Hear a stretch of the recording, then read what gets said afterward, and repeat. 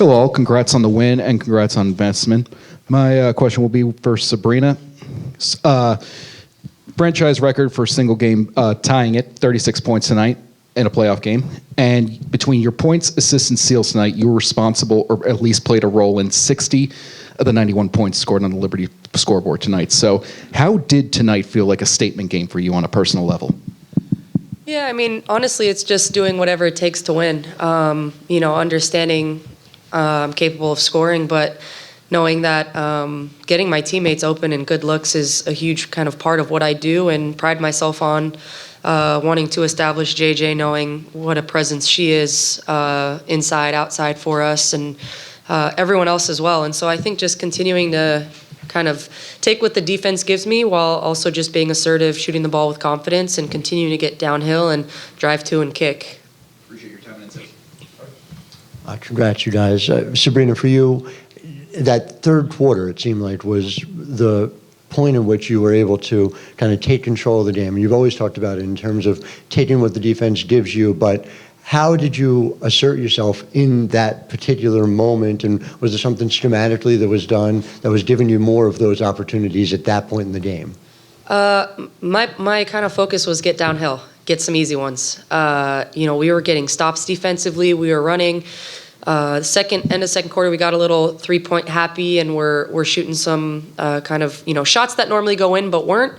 And I think kind of there was a point where we kept getting stops and weren't scoring. We were taking some tough shots, and that was kind of the point where I was like, I got to get into the paint, see if I can draw some fouls, and kind of collapse the defense in order to get us some easier looks. And thankfully, the paint was wide open, and so I was able to just continue to drive, get to the basket, get some easy ones to fall, and kind of be able to see us get the lead. And I think that took a little bit of pressure off our back as well. And then JJ, just for you, when she gets downhill like that, you're already one of the elite rebounders in the league. How much easier does that make it when the gravity changes on the floor? Yeah, I mean, she's drawing a lot of people. She's bringing a lot of attention. So I just get in the rebounder position. If she misses, which happens very rarely, I'm in a position to be able to get it. Thank you both.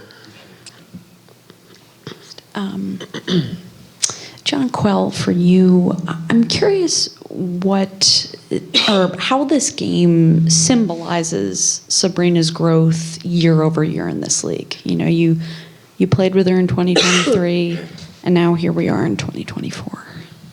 I think it's just her being a great player, obviously, and like she said before, taking what the defense gives her, she can change the game in so many different ways. And so, sometimes I think when you're able to do that, you tend to overthink. And I know it happens to me. Like, I can shoot, I can drive. So sometimes I'm out there just thinking too much. And so just playing the game and trusting your teammates. And I think she does a really good job of that.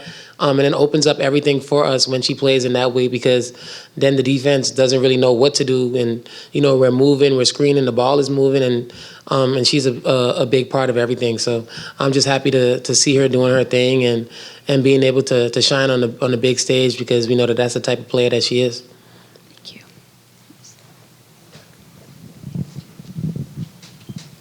Sab, the ultimate goal is to win a championship. Is this one step down, so to speak, and you can rest for a couple of days, and if you play either Vegas or Seattle next, be ready for them and to get the next step? Yeah, absolutely. Your goal is to win a championship, but you got to win these too. And so I think it's understanding how important these games were, because you drop one at home and then you got to go on the road, and every game is just as important as the next to be able to come out and win.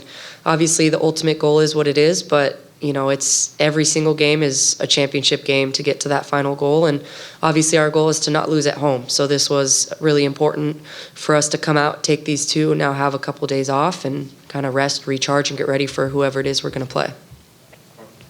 Sandy, before the game you talked about how you just wanted to get Sab some more opportunities.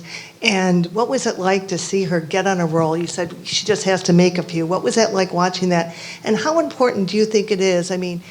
She has a game like this. I don't know who you're playing next, but for her to have a game like this, and maybe she struggled against some team last year, how important is it maybe to have a statement and say, we got her at her best and we're going in strong? Yeah, look, obviously we want to be going into the next round playing well, and I think this game has prepared us for the next round. Atlanta played really good ball. It was probably one of the best games that they've played all season long. They were really physical. We had to work for everything that we got. And these two, like, I think we just, our whole team effort, but, we know how important Sabrina is to us, our overall success. She knows how much she is. But it's not, it's about still us, her playing in the right way. I think her with the ball in her hands has been really good. I thought late in the fourth quarter it was great to get her off the ball, to free her up a little bit as well too, with the movement so she could get downhill. I thought Sluty came in and complemented her very well. But, she does a lot of great things. She's a winner. In the end, she's a winner. She wants to win. They have both great chemistry together.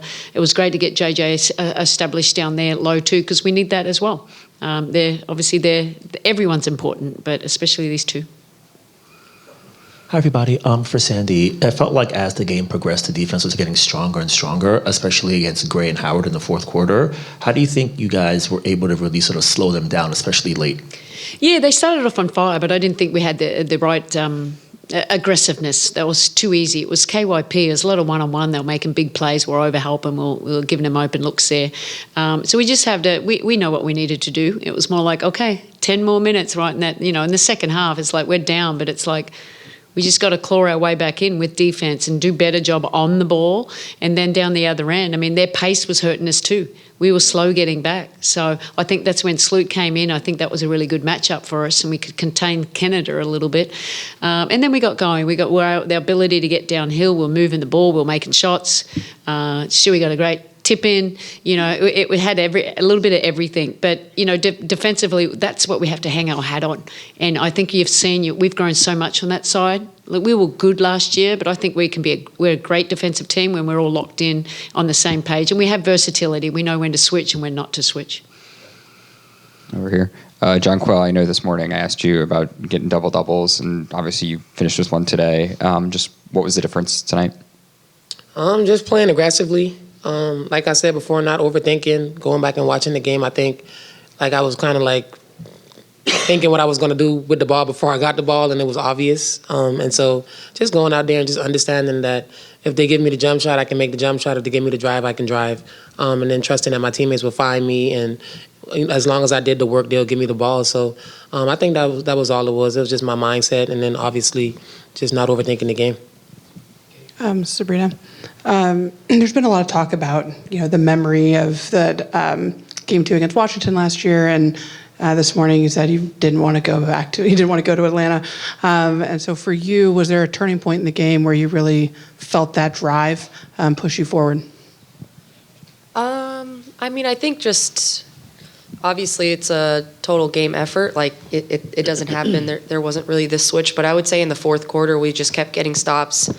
Leo got an and one, JJ got one, Stewie got a tip in, Sloot came in and hit a big fadeaway floater. So it was just a total team effort of us continuing to just chip away, and I think that's kind of ultimately it's tough to play against a team that does that for 40 minutes, and we never got too high or too low. Obviously they played a great basketball game and they played like they were supposed to, like their season depended on it, and I'm just proud of the way that we came out and stuck together for 40 minutes on both sides of the ball.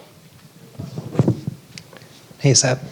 23 of your 36 came after the break, and you were 8 for 11 and took just 2 threes in that second half. You said you were intentional about getting downhill, and the crowd was just erupting with every play you were making down that stretch. Is there, now that the game is over, a moment that you look back to that, whether it was the MVP chance or just kind of some of the whistles that you were able to get there late, that really stands out to you? Spike Lee gave me a high five. I saw that. I thought that was so dope. As I was going to take the ball, out of bounds, and I felt like New York was just injected into my veins. At that moment, I was like, he was like Spider-Woman or something. We're winning this. It was just injected. It just came all the way through. It is what it is. Was it the third? Spike Lee. Was it the third? Third or fourth? Third quarter, we were Yeah. we were kind of right there with them. I went to take the ball out of bounds, and I think I scored right then. He got up, still talking to me. So yeah, it was fun. Right after that, you scored too. I was like, yeah that's tough. Yeah, it was a fight. That was pretty cool. We had a lot of people there. I know. It was awesome. Yeah, I know. Yeah. Damn, my question's way less fun. Oh. Now, JJ, when you were down 55-47, Brian had that sequence. You called a timeout. What does it feel like to, Atlanta has momentum right there, but to come out immediately, you guys rip off an 8-0 run, to play on a team that can respond like that? Just about that. Yeah, I mean, that's the game of basketball, and when you get into the playoffs, every team is really good, and obviously the games are going to be physical, and the game swings one way or the other, but I think the main thing was just that we understood that it was going to be a fight. We didn't have the expectation that we were going to go out there and just blow them out. Obviously, we wanted our work to, whatever the end result to be, that we wanted to play our type of way, and I think that's what it was, but ultimately, we were ready for a fight, and we understood that it was going to come down to the end, and that we needed big stops, and we were able to get them. Hey, Coach, right here in front. You mentioned it was as expected. The guards came out with a punch with their backs against the wall. Just what was the difference did you see from Jordan Canada there, where she affected the game in her pace today? Yeah, look, I think that, we anticipated them pushing on makes and misses, and she's one of the fastest players in this league. And I just didn't think we had a little urgency of keeping her out of the paint and containing her and then overhelping. Until that last 15 minutes, I thought we just got so much better there. She's a good little player. Imagine if she would have been healthier, they wouldn't have been an 8 seed, put it that way. I think they played extremely well today, and the more chemistry they get, they're going to get better and better.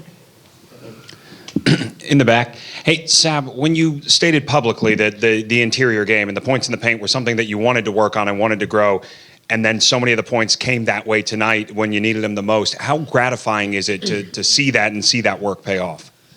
Yeah, it's a huge part of our game, whether it's our guards getting downhill to create shots or get to the rim, or obviously JJ's post presence. We're not one-dimensional. That's not what we are as a team. And, obviously JJ establishing herself down low played a huge role in our guards being able to get downhill, because they couldn't come help off of her because we were just going to dump off and get it to her, or she was going to get old boards. And so it's a total team effort. It takes everyone to be on the same page, understanding what the game plan is. And I think being able to have that experience with one another now, going through last season, it really helps us.